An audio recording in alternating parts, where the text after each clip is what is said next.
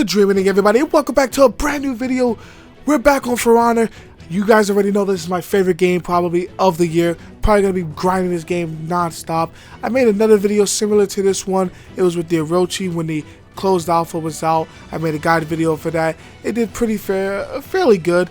About 10,000 views now. So I decided I was going to make a Nobushi guide video to master her and all of her glory. Personally, guys, I know I said the Orochi was the best character in the game, but I have to take that back.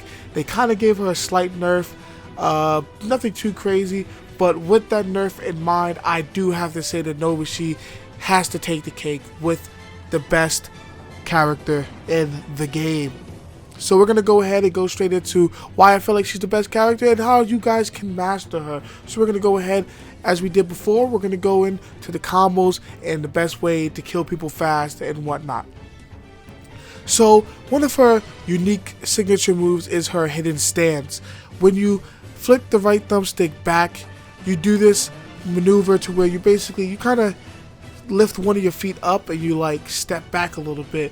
Now the good thing about this move is that its beginning movement actually has a dodge property. So when you do it, if you do it right when somebody's about to hit you, you can actually dodge them. And while you're in this stance, they can't tell where you're going to actually attack from. So this is a good kind of bait and switch maneuver, and you can give people a lot of mix-ups using this. And this is how exactly I actually kill a lot of people, because I use this to kind of get in their head, and I mix this up with a lot of her bleeding moves, which I'm going to get into right now actually. So a couple of her bleeding combos are 3 light attacks, or by also holding the left thumbstick back and pressing a light attack, or doing a side step with left and A, right and A, or forward and A, and doing a light attack. Now, the best way I've learned to get some guaranteed hits is by doing a guard break twice. So you grab them once and then you grab them again, and what you basically do is you'll kick them away, and after you kick them away you get a guaranteed bleed move in there, and from there you can go and you can either go to the left with a light attack, or right, or overhead. But the best thing I like to do is after that guaranteed bleed attack, I like to go straight into the hidden stance just to kind of psych them out. And once you do that, if you get the next hit off, I like to usually either go for more mix-ups and go for a left light attack and then an overhead, or anything that you guys kind of want to do. Or what I like to do is when I go into the hidden stance, depending on how close they are to me, I will actually go for a heavy attack. And the reason why I go a heavy attack is because even if they block it, they can't stop it. So they'll block it and you still kind of have the momentum to go into another heavy attack, which is one of her chain attacks. And what's good about this is that you can link that with your guard breaker move, and what that does is it goes into an unblockable, where she basically uses the staff to kick her opponent and it knocks them off balance. And this is great because once you knock them off balance, you can get in a clean bleed move by holding the left thumbstick down and pressing RB, also called Viper's Retreat. Now, like I said, this is good to use Viper's Retreat with either the unblockable guard break move, like I said, when you either press your heavy attack mixed with your guard break, or your light attack mixed with your guard break. And another thing I like to do is I like to mix in some Cobra strikes, which is basically when you do the side step with your light attack. So what I'll do is I'll do that a couple times, and then there's another move she has where you basically sidestep, and in the opposite direction of your sidestep you swing with a light attack. And what'll basically happen is you'll know you did it right if she doesn't do the bleed version of it.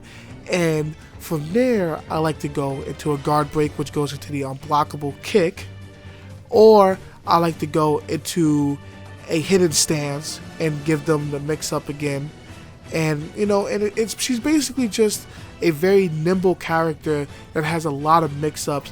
And once you get in a couple of bleed moves consecutively back to back, you start to get your opponent to panic, and you start getting in their head, and once they start to panic, you've basically already guaranteed your win, because if the opponent panics way too much and they let too many of those bleed attacks in, they're gonna die no matter what. Because something I've realized is that if you make them bleed and the amount of bleed is the amount of health they have, that's it.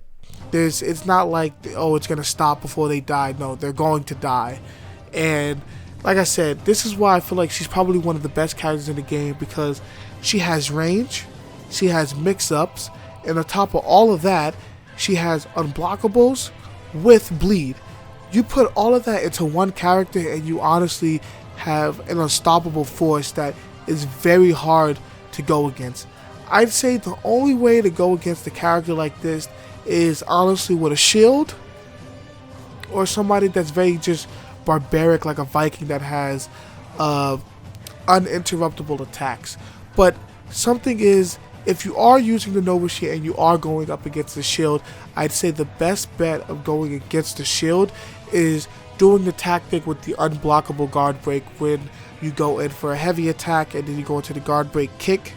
That's the best way, because if they're blocking all of your other different mix-ups that you're doing, that's the best way, because you get an unblockable guard break, you get them off balance, and then you get a quick bleed attack in there. No matter what, if you keep doing that enough times and you keep bleeding them bit by bit, you're going to chip away at their health bar and they're going to die. And also, once they see their health bar going down bit by bit with the bleed, they're going to start to panic. And then once you see them start to panic, you go in for the kill.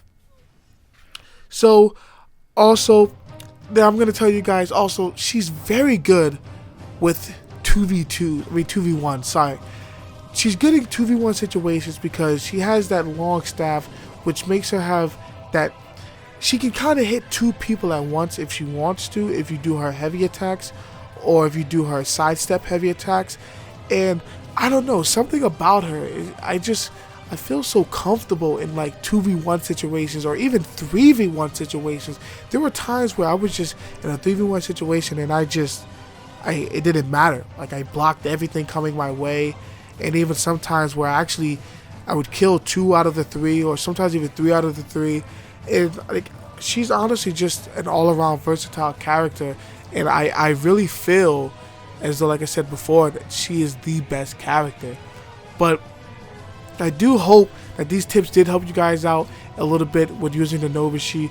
I know she's somewhat of a hard character, they say, for the difficulty wise, but hopefully with these tips they help you to master her and you guys start going with her more and more, because I want to see people using her, because like I said, she's a very good character. Some people are sleeping on her and I want to see her get more recognition.